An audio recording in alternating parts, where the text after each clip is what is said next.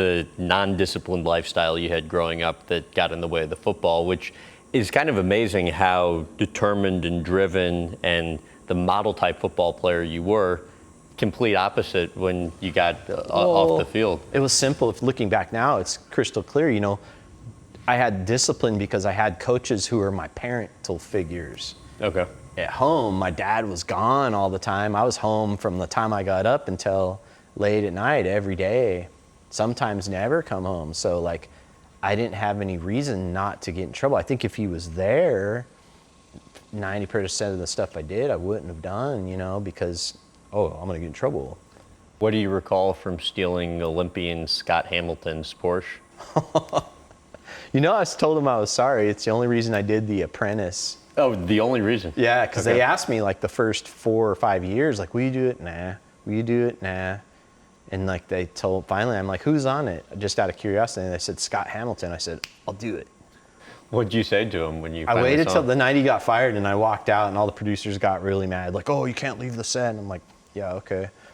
But I went out and talked to him out in the street and told him, I said, hey man, you know, I'm sorry, you know, for stealing your, he's like, oh man, Jesse, he's all, I forgave you for that a long time ago. You always be my favorite thief.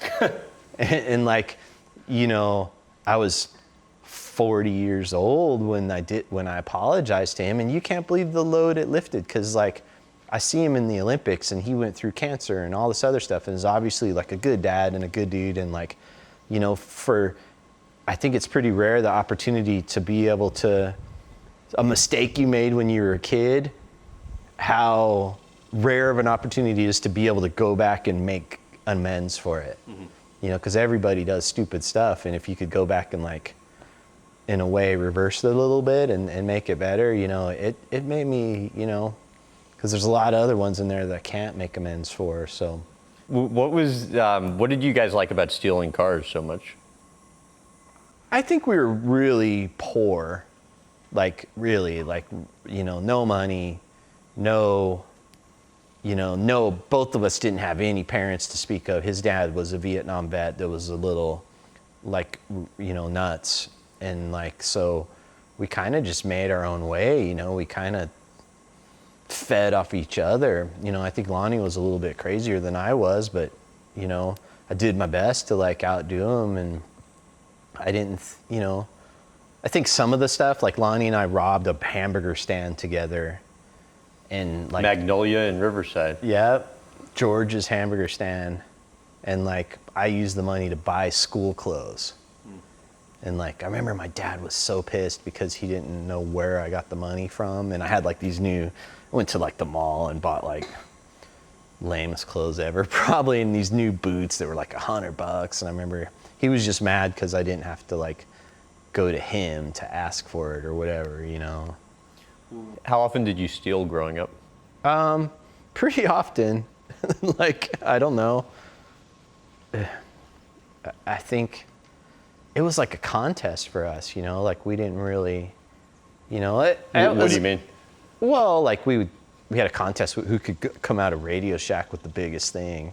And I remember I went in and got like a police scanner and like a Walkman and something else. I'm like, yeah, I won. And then Lonnie, who was in my book as a Bobby, he walked out with the whole home stereo system. I'm like, oh, you won. Like, just, and how like, did you walk I don't know, it's like some little Indian dude, you know, that ran the counter. He just like, just give him a mean look and just like, he didn't even try to stop us. Tell about the one time you got confronted stealing from the supermarket. Oh, that was like the little Circle K store up the street from school. The guy like came and like, Lonnie and I were like taking jugs of milk and turning it upside down. This is like on high school break. Okay. So like we had like a 20-minute break, and the store was a block away. So we were like, I don't know what we were doing. We were like taking jugs and turning it upside down. Just pouring milk out in the store? Like putting them between the other bottles, just watching milk. You know, like we're like 15 or 16 or whatever, and like the dude came and like, bam, grabbed me on the shoulder, and I'm like, boom, like knocked him out, and like split, like went back to class. And you didn't think anything of it? No, I didn't think anything of it, and like, woo, woo, I'm sitting in like third period algebra class, Mrs. Baker, and I'm sitting there and like cops come in with guns and like arrest me right in the same class. And I was gone for like 60 days to jail. And then I got out of jail at like 7 or 8 in the morning and then walked from downtown to high school.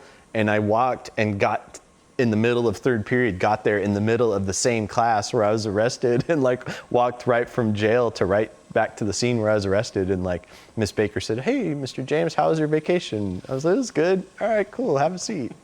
For more clips from this interview, visit GrahamBensinger.com.